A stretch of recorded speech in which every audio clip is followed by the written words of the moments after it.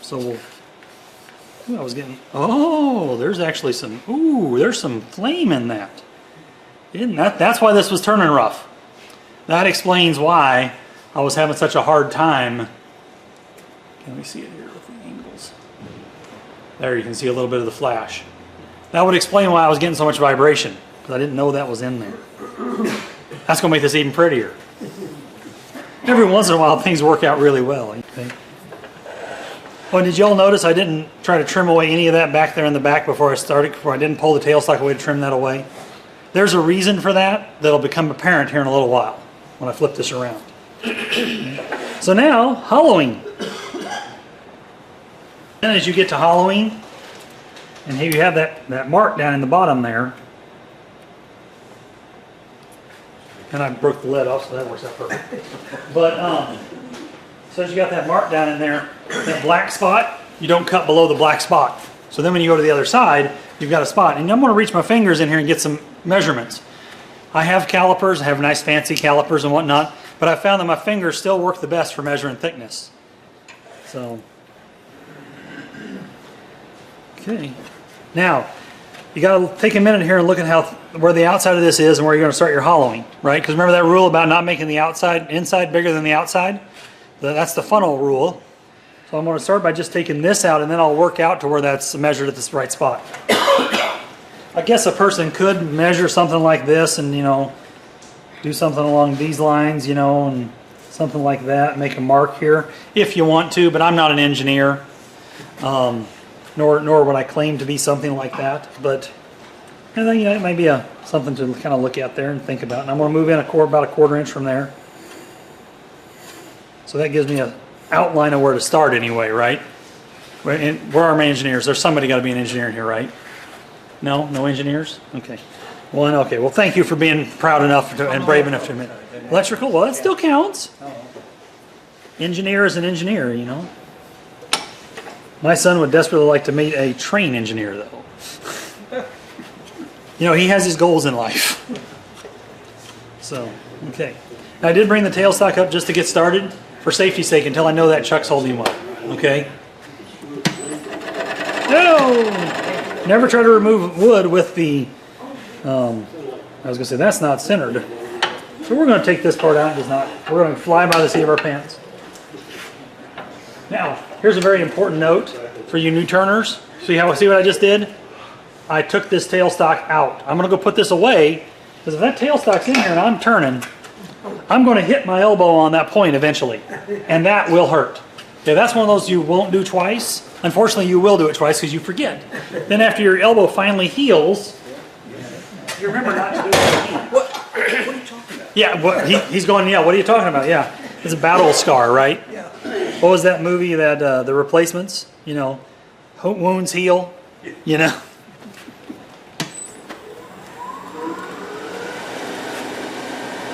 Not bad being centered or out of center. What am I doing with that tool? I'm going to use the dull tool for hollowing, for roughing out.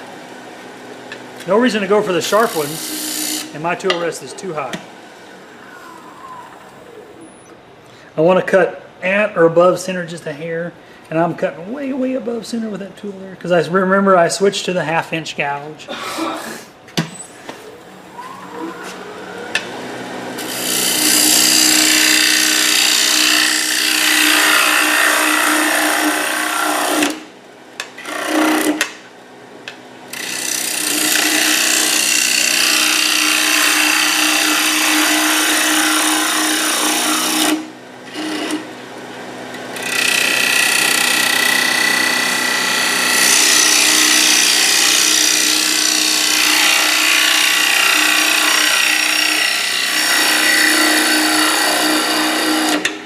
Okay, my new turners, did you all see me dance with the lathe just then?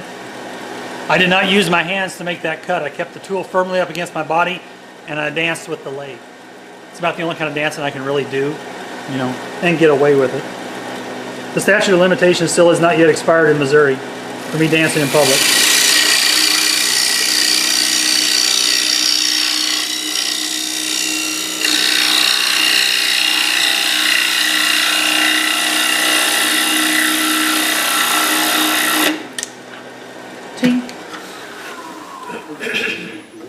There's my pencil mark. Oh, I got lots of material to move. I'm good. We're in great shape here. Now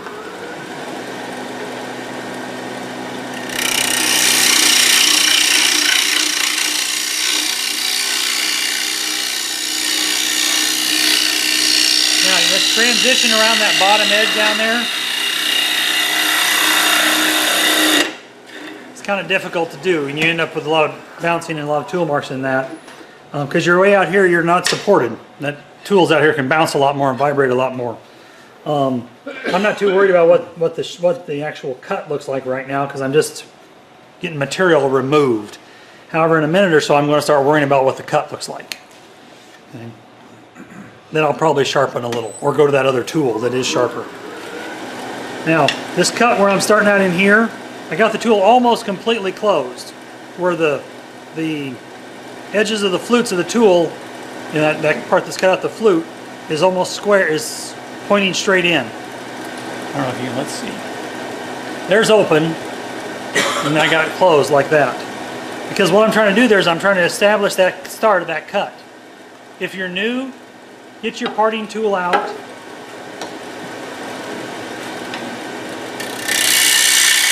And establish the start of that cut. Because nothing will scare you worse than trying to do that cut and getting escaped in that tool. That'll scare you, okay? I wish somebody would have taught me that before I turned my 6th or 7th bowl.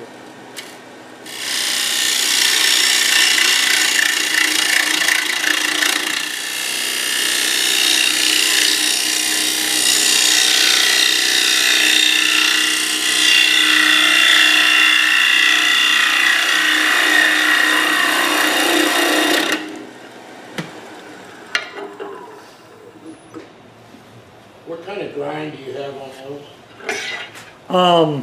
That's a good question. It's kind of a fingernail grind. I took a course a long time ago with Lyle Jameson, and I really liked his grind that he used for doing hollow forms and for doing bowls. And then I kind of found what I kind of liked. So it's kind of a combination grind, I call it. Because it's not set exactly as he had his tool set in exactly the same angle. I don't remember what the angle was. Somebody probably has one of those nifty little caliper thing, or those little measuring things I can tell what angle it is. But I just kind of found the one that I liked, which took me quite a while to figure that out. I'm getting a pretty decent cut down the edge here. I got a lot of material yet, a lot of space yet, so I didn't drill that hole as deep as I thought I did. I'm still not going to get lulled into a false sense of confidence, though. Okay, don't want anybody to think I'm going to do that. Okay. Now I'll switch to a slightly sharper tool. Keep removing material because I just looked at the time.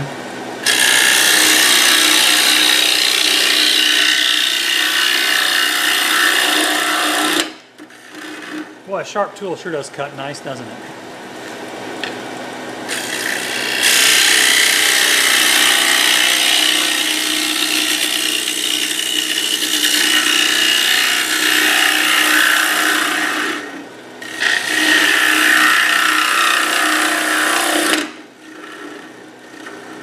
I just took my pencil mark away, so I just got down to the point where I initially drilled that. So I'm gonna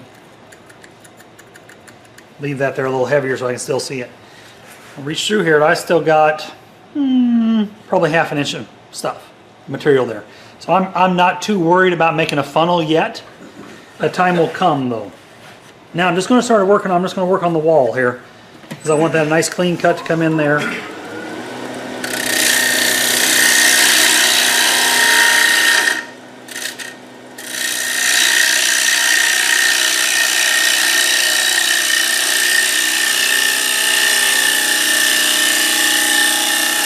And I'm not even going to try to make the transition and make that turn because now I'm going for finishing cuts. I want it to be finer. I'm just going to go in here and just remove some material.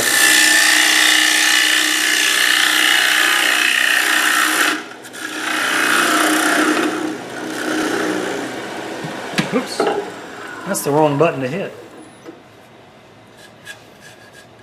Yeah, that feels pretty good.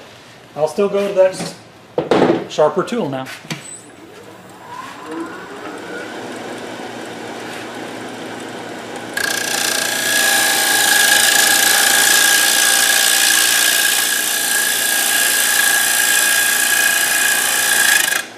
big tool mark in there.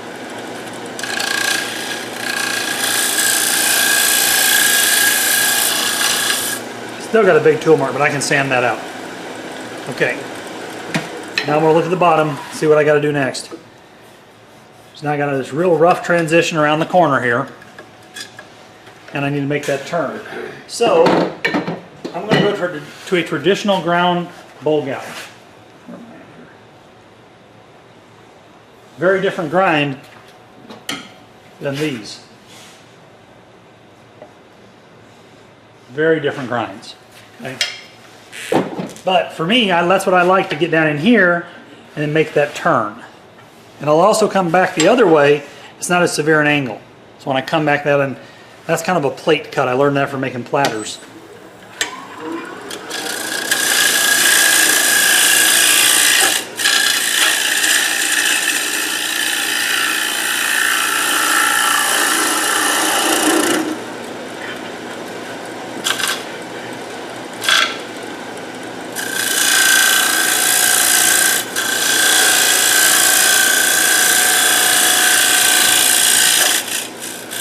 That's thin. I can hear it. I'm not happy. That's thin.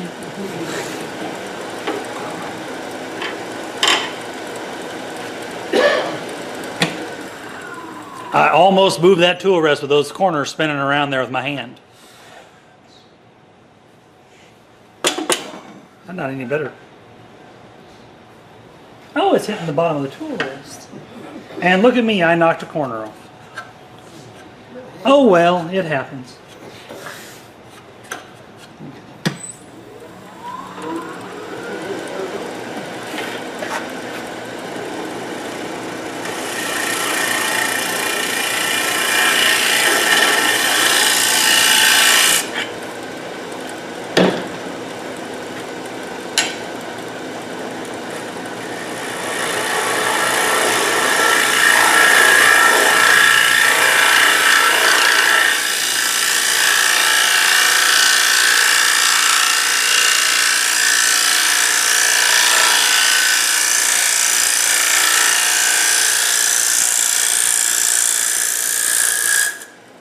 I'm going to be using lots of tissue to get all that dust out of my nose tonight.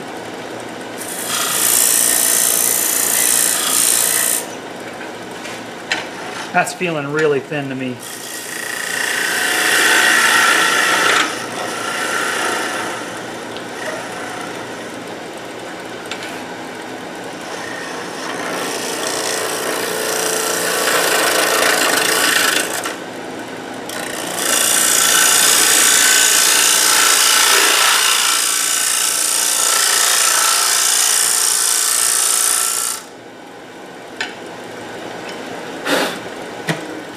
There's sawdust inside there I can't see. Like I can't find my transition.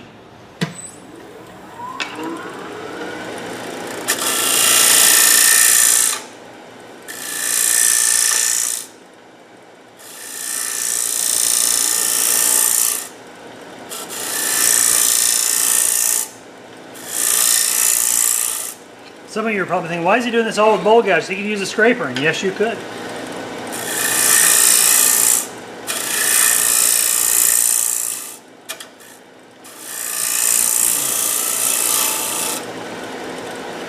That sound thin to anybody else in there?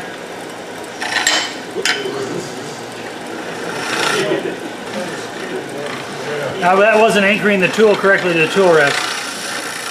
For those of you who are wondering what that noise was. Bad tool marks in here. Ooh, that is thin.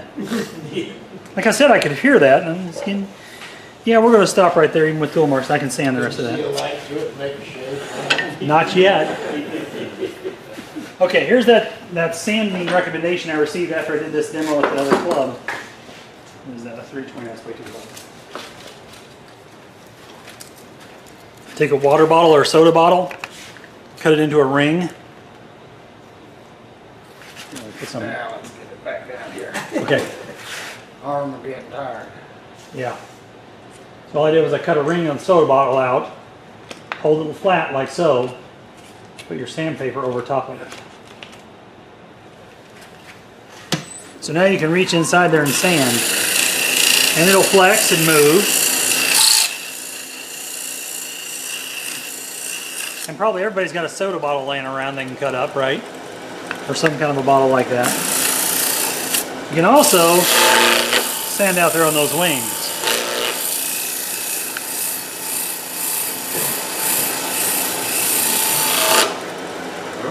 Which I was like, hey, that's a pretty cool idea. Oh. I got out too far off the corner. You can still do it.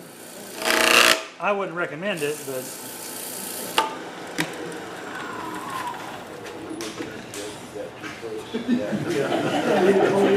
You scare me good. I was trying to scare you. Just you, though, okay? That's what my grandson told me. I promised Vaughn I wouldn't do much sanding, but I got to get rid of that tool mark. That's really bugging me. There's also a real big tool mark there, but I don't dare go any deeper with a tool. This bowl might just have a tool mark or two in it. Maybe I'll keep this one at home. Not tell anybody there's tool marks. You know, it was made that way.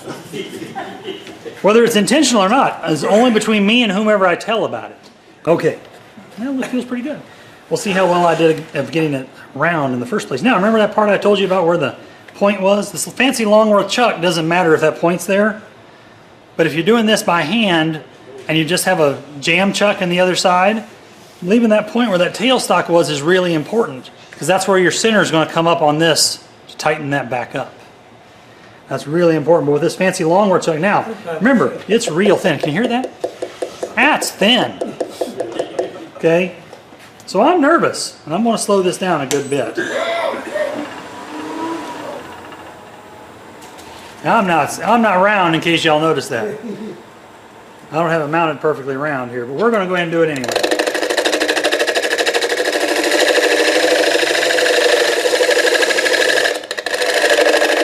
This is going to take a while. I have to establish round again. And we're going to hope that thin section of this bowl doesn't pop out as I cut this foot off.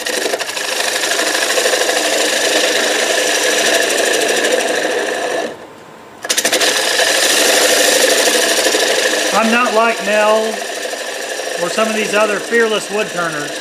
I like to finish projects.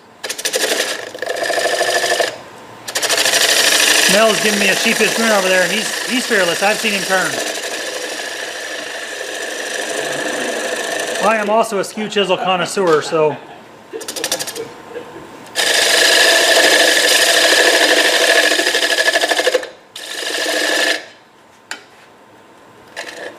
speed's my friend.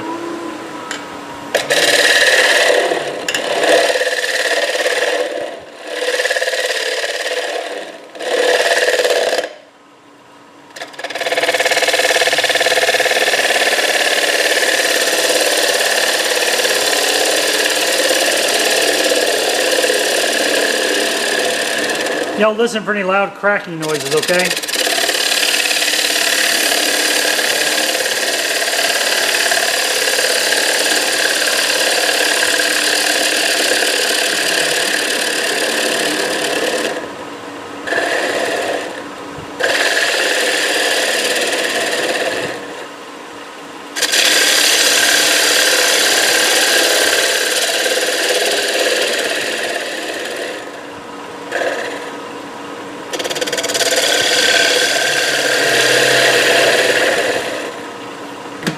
Now I have to make sure that my, does that ever stop spinning?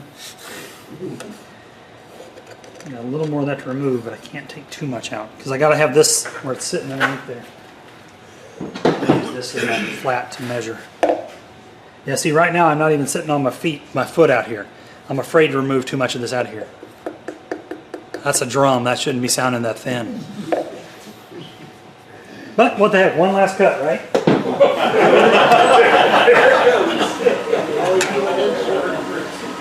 Yeah, I may have to get together with my good friend there who I claimed had an insert.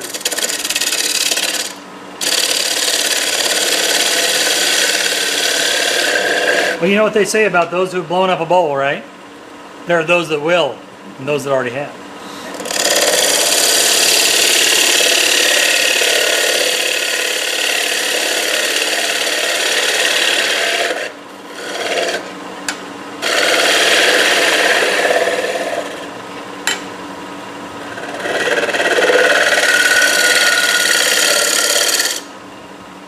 It might be below the foot now, but I can't tell until I get it flat up here against it and see. Not yet. It's still getting thinner though.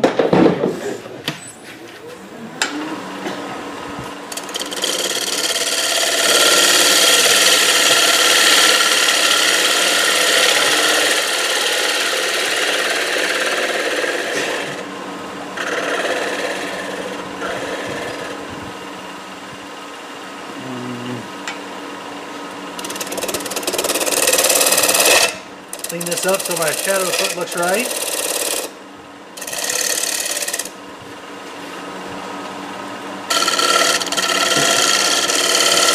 There's that thin part in case y'all didn't hear that.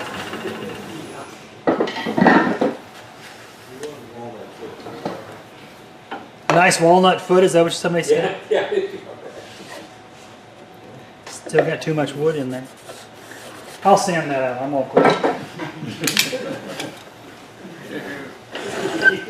I've had enough, I'm quitting. I was tired of holding my breath. I appreciate that, thank you. I learned a long time ago, you know, about holding your breath and whatnot. I was actually, went in to get my blood pressure checked, and the nurse finally looked at me and said, "Hey, stop holding your breath. That's making your pressures even more high." What am I doing? She said, "I didn't even know I was doing it. But I was holding my breath." And holding your breath does not make your blood pressure go down. First, Bud Light does?